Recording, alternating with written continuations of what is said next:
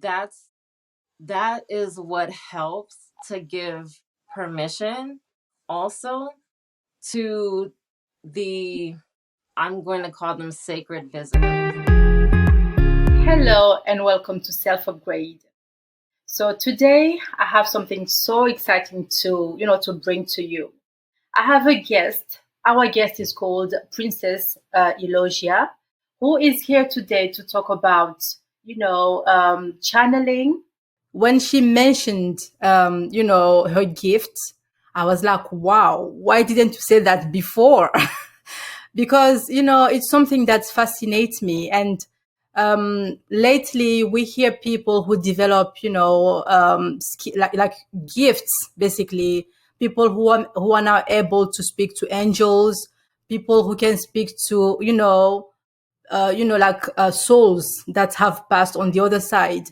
For some people, it may seem like, oh, that's spooky or that's weird. It's not. It's just the time that we are living in. For those who are not aware, we are in the Aquarius age. And Aquarius comes with all those things. The veil between, the seen and the unseen becomes really thin. So that's what is happening. And with that, lots of us are going to develop those skills. And today I'm really, really excited once again to bring Eulogia for her to come here and share, her gift and how it serves her, but also to give us some tips on how we can get in tune with, the spiritual side of ourselves. Let's welcome Princess Eulogia to Self Upgrade. Hello, Eulogia. How are you today? I am doing well, thank you. How are you? Well, I'm great. First of all, I'd like to talk about what happened last time because this is actually the second time that we are recording this episode, which is the first time that this happened in this podcast. We were recording and just some weird stuff started happening. And she was like, oh, that's actually what happens when I'm channeling. I'm like, really? So, we ended up actually postponing and rescheduling the episode. So here we are today. We're going to record it and hopefully everything is going to go well. So, so, Eulogia, why? Yes, seriously. So fingers crossed. Eulogia, to start with, can you tell us, a little bit about yourself and your journey? How did it all start? How did you start to see, like dead people and spirits? And yeah, just, take us through that journey. I believe that it all started when I was just a baby. I feel like I was born with it because I started to see um people who have passed on at a very, very early age. I would see my mother's grandmother, like in the doorway. I would see, um, there were like a set of twins that I would always talk about that I said I saw on the couch. Like, and this is like very, very early on. As I got into my older years, like I would say about 7 years old, I had an experience where my mother's grandmother, she came to me, she showed herself, and I was able to describe the outfit that she was, the dress that she was wearing. I said it was a blue dress with pink flowers. And she told me that, that you were going to be safe and that you were going to, these are the things that I was telling my mother. And I would see, I would have experiences of, you know, people before they passed on. And I noticed a pattern of being around certain people, maybe months before they passed. And sometimes it could be weeks. And Yeah, I mean, sorry for cutting you there, but that's interesting. And how will you know that they are about to pass? How so do you so know? it's not Not necessarily, it's not that I would know that this is what's going to happen, but it's something that over time I Hmm. started to pick up on the fact that these were patterns that I should pay attention. So there would be certain feelings that I would have in regards to these individuals, and I wouldn't say that it was connected to death or the other side. It could be that I would have a moment with them that might feel otherworldly, or it would feel almost like the energy of the space between us would be very warped in a way. And so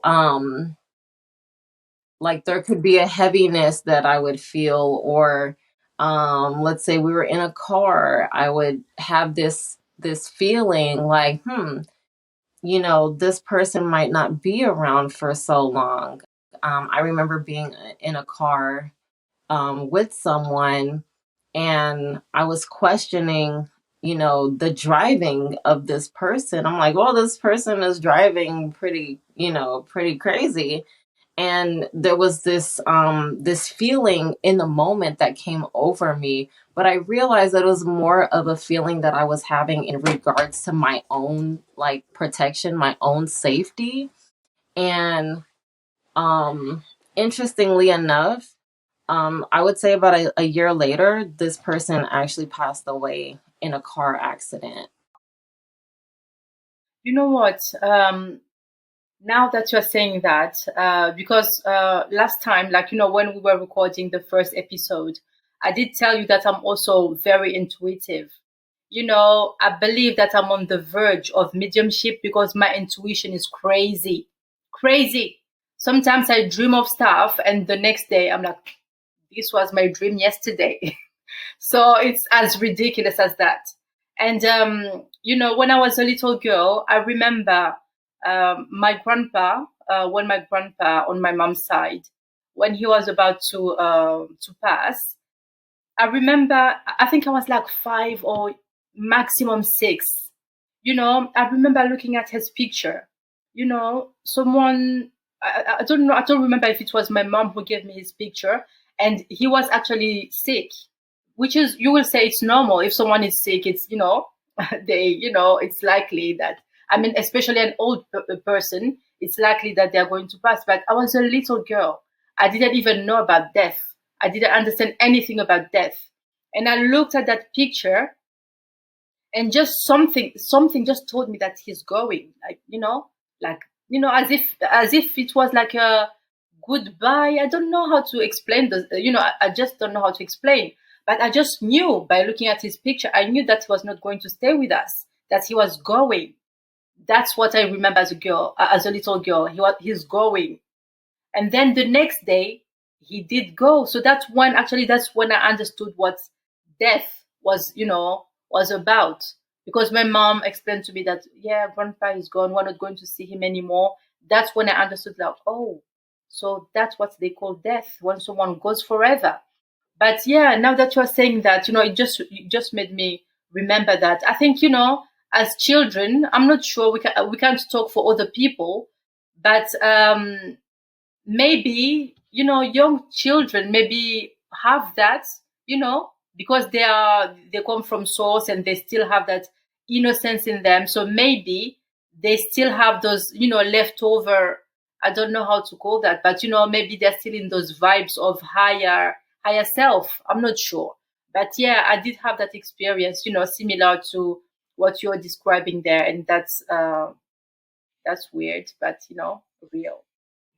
One Yeah. of the things that I feel as well is because children are always made to be looked at as, oh, this child has such a big imagination, or this child is Yeah.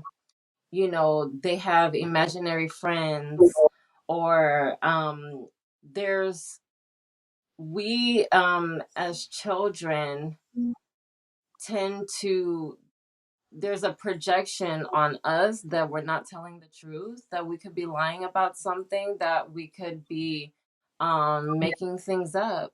Um and it gives Hmm. them room to play because Oh, because they know that whatever you say, you tell the adults, they they won't won't believe believe you. you. I'm having all of these chills right Yeah. now all over my body because um Hmm. yeah, it's a sacred playground. Hmm. I mean, that's interesting. You know what? I caught you when you were talking about, your how you started to, to see things and to feel things.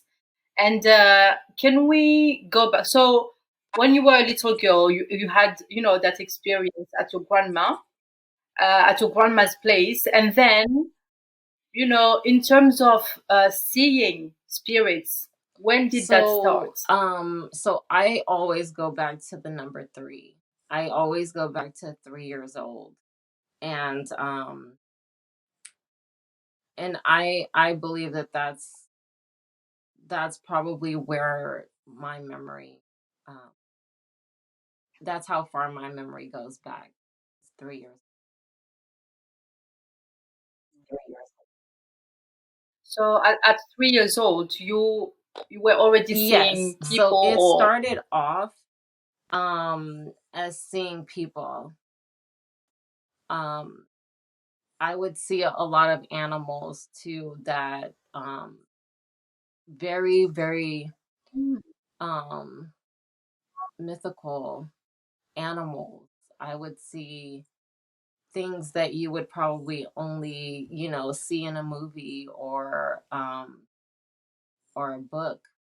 And now that I'm thinking about it in my older, you know, as my gift developed, I'm remembering that I have never spoken about those animals. I never spoke about them. This is the first time that I'm acknowledging um, them. wow. I mean, it's weird for people us, to understand exactly when you're talking like that. It's like, oh, really? You're seeing dragons? You're seeing, like animals like that? But what we don't understand is that, our eyes, we only perceive like a very Yes, small percentage of what really exists. There are other dimensions that we can tap into. Like, for instance, the spirits, they're all around us. They are here with us, but it's just like it's just a different dimension that we can see with our eyes. But some people have just developed, the that fifth sense, or I don't know how you guys would like to call it, and they manage to actually see, other dimensions effortlessly. Like, it just happens like that.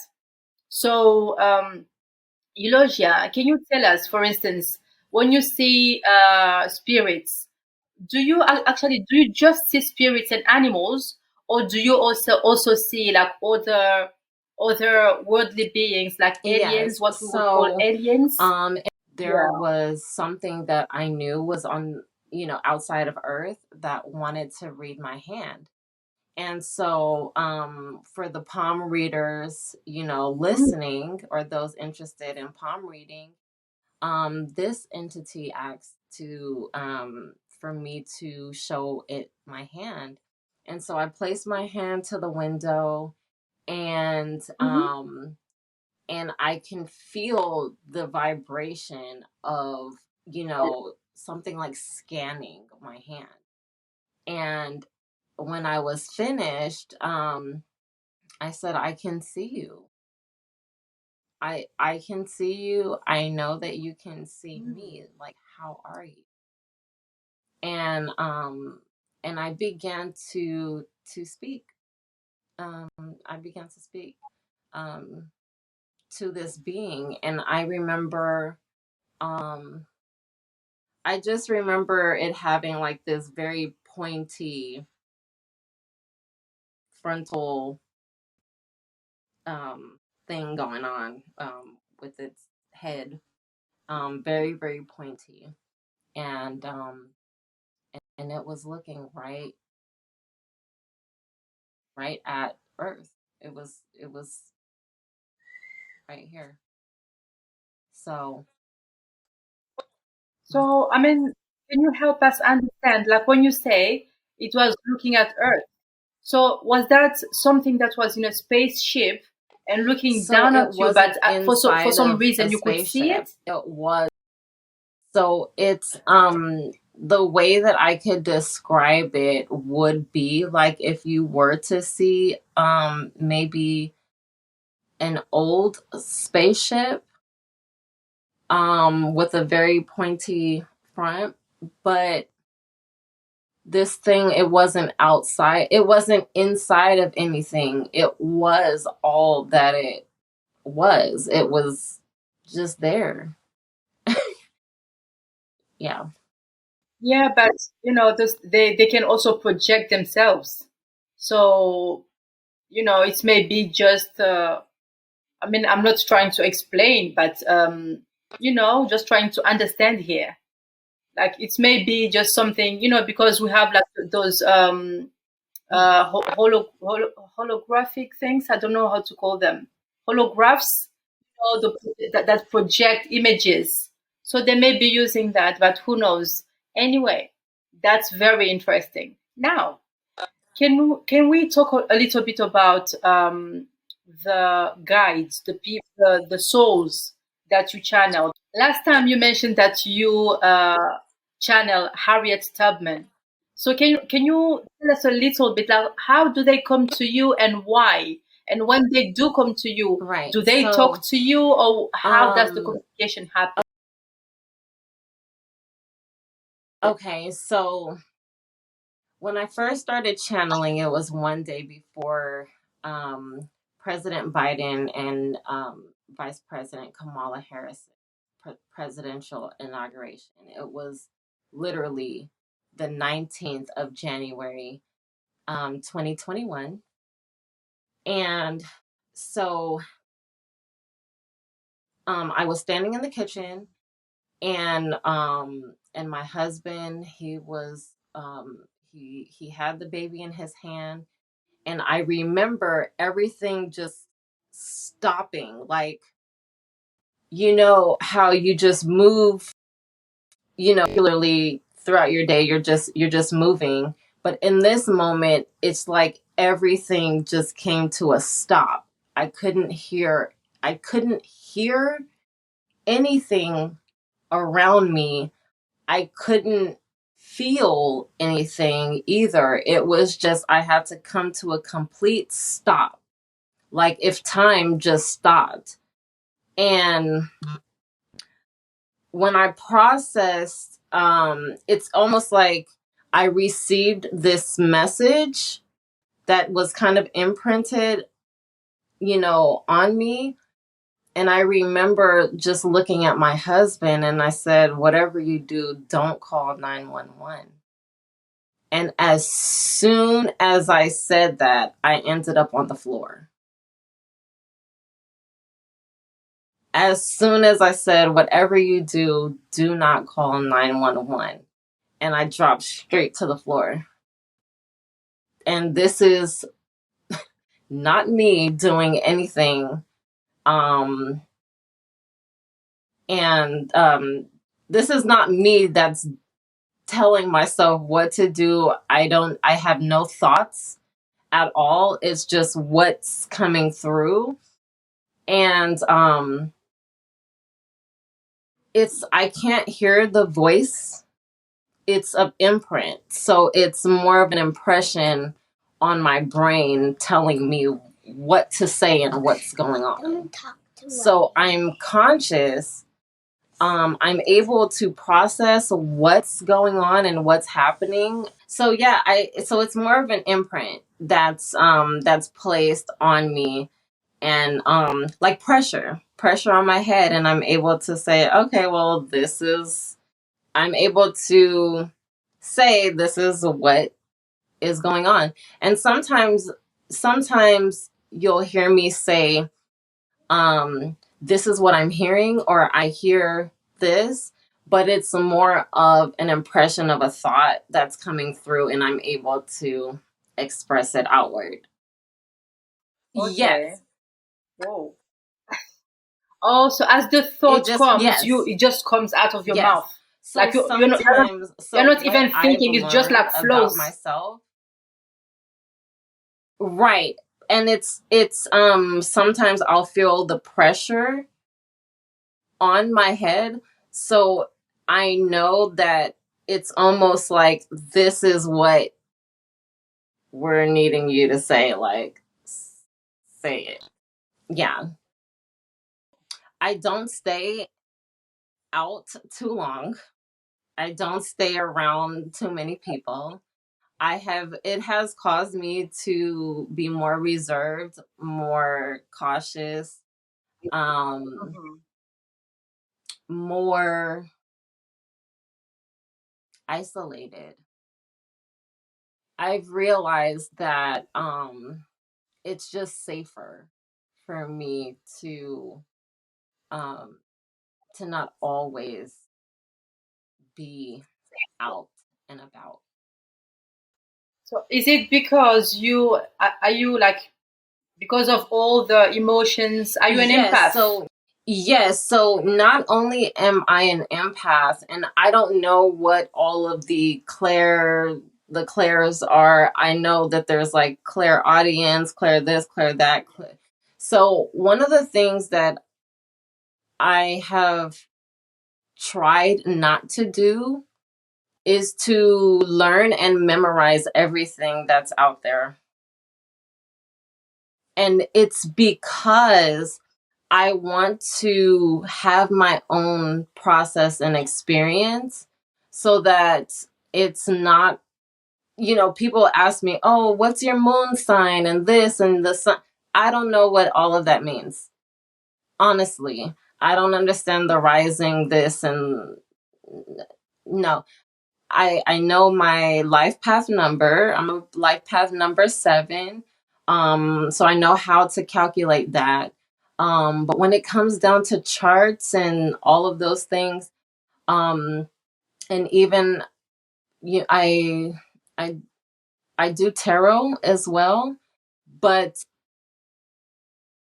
those things have come to me naturally, and I've allowed the guidance to be organic.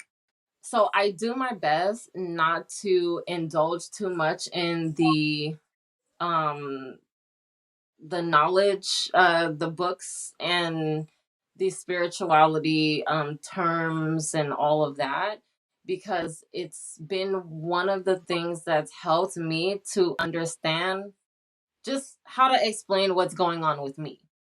you know um it's not to generalize it, but it's more of, when I went into my isolation after having my major experiences initially, it just felt best that I take in, that I process all of the feelings, all of the emotions, all of the experiences that I'm having, write them down. I started to pay attention to the time when I would have experiences. When I wake up, I would take screenshots of the time so that I can write down the numbers that are associated with the time that I'm, waking up.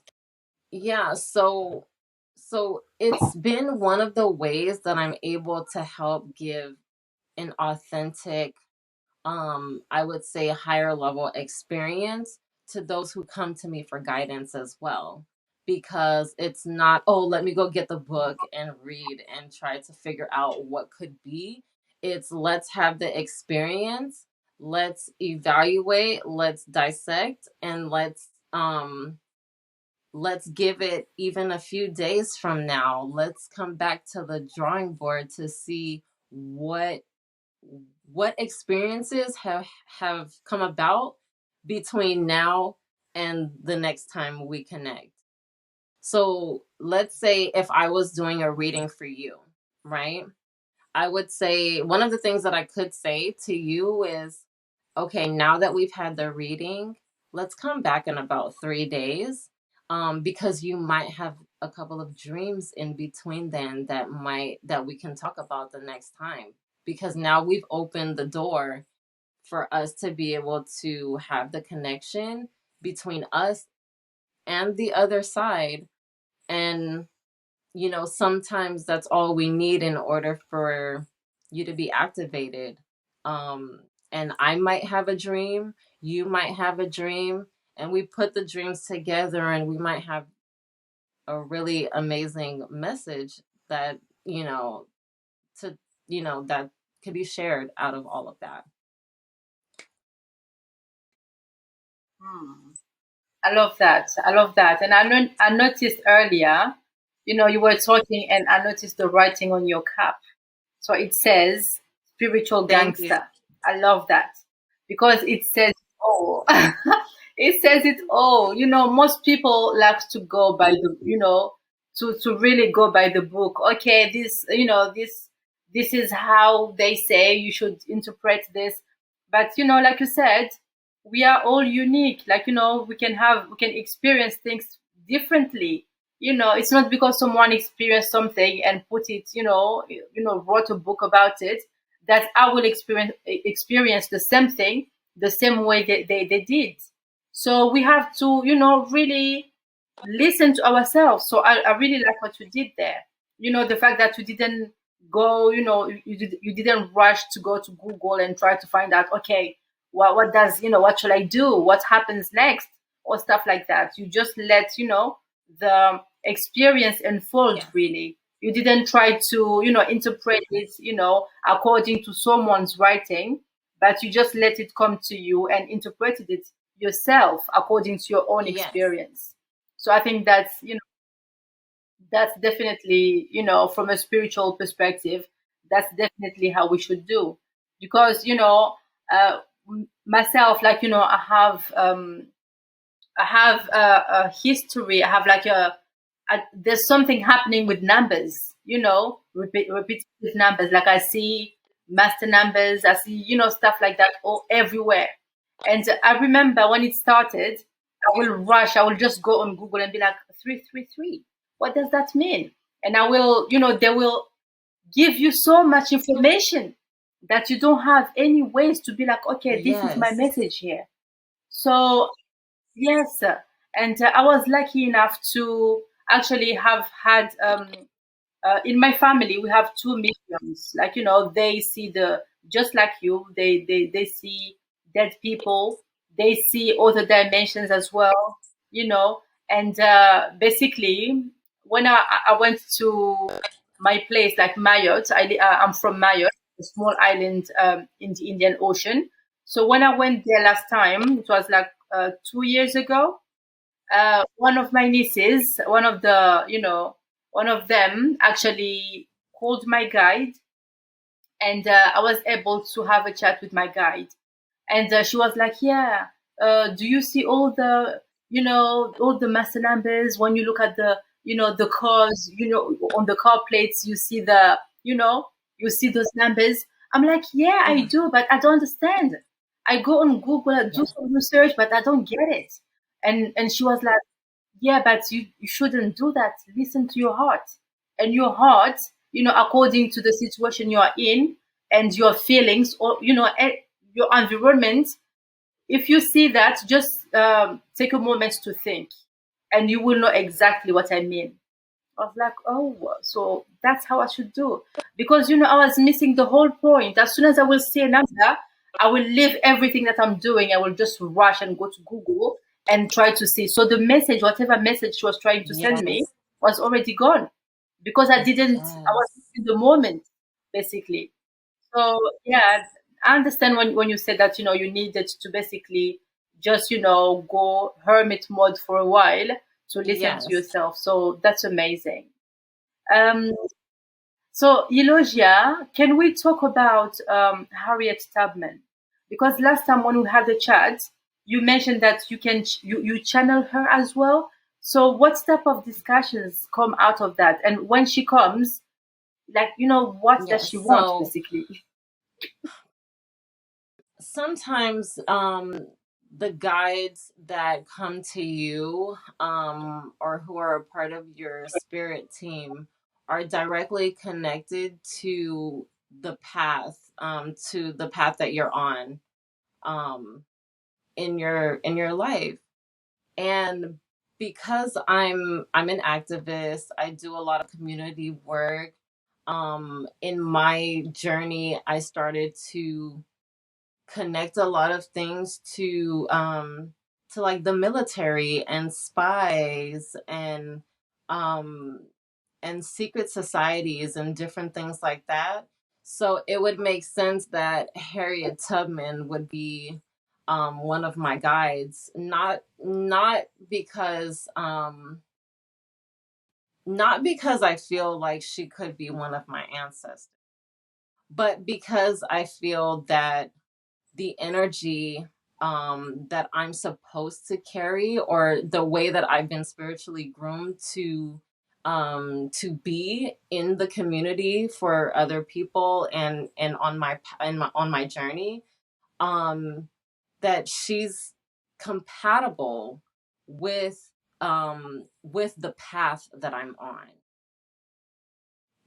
so um so I hope that that makes a little bit of sense. But her coming to me was like day one. So it would have been the day of the presidential inauguration when I was in a trance for almost 8 hours, if not 8 hours or more. Harriet Tubman is one of the she is one Wow. of the guides that came through right away to to I feel like there was a series of them that just came through that day to give me the mass download, like the initial initiation um of all downloads, that I would say. That was like the first and the last time that I experienced it in that way. Because it would be like opening up, you know, a box and all of these things just opening up and coming through. So that's when I feel like they all imprinted, their their gifts and their energy and all of that stuff onto me.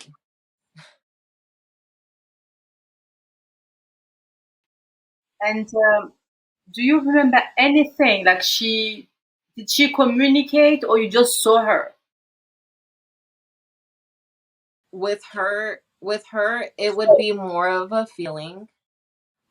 It would be more of a feeling, and sometimes there would be things that I say that I know is not me saying it, because it's almost like, sometimes I feel like I don't even have the capacity to even think about certain things the way that they come through. I'm like, that's not me at all. you know that was definitely someone else. And now, I'd like us to talk about someone else that you mentioned last time that you also channel. And so you mentioned that you channel Aliyah. So how does that happen? And once again, does she have any guidance, anything to communicate to you, or you just see her and that's it? Years ago, before I started to channel directly, I had a dream where I was inside of a library, and Aaliyah was in front of me, but there were three versions of herself, And she was I saw the child version of her, I saw the teenage version, and then I saw the adult version of herself. It was no older than where she was when she passed. She was, it would have been the last stage, you know. And I'm like, I remember being confused. Why are we in a library? And so, mind this would have been before I started to know anything about the Akashic records. This would have been before I knew that she played Akasha in Queen of the Damned. This was before I really Oh, understood any of those facts, or any of those things. And it wasn't until I started to dig, I started to go down the rabbit hole of finding, finding information, but then it's gradual because then years would pass, and then, oh, you talk to this person here, you're a part of this group over here. It's time for you to get on Google or open up a book and start to find certain pieces of information. You might have a reading, and so then you start to learn, okay, there's such thing as Akashic records. Whoa. Okay, so this is like the library or whatever it is. Okay. Now years later, when I started to listen to certain people who say they can channel her, or they do readings her on her, going back. oh, oh, wow, that's interesting. Sorry for cutting you. So there are other people channeling Aliyah, and I have seen and heard of other people who channel her, or do readings, and then they'll be channeling or reading information on her, or about her situation or whoever she was around and things like that. And for me, and this is um not to discredit, this is not to discredit anyone at all, but I do feel that every medium is not treated equally,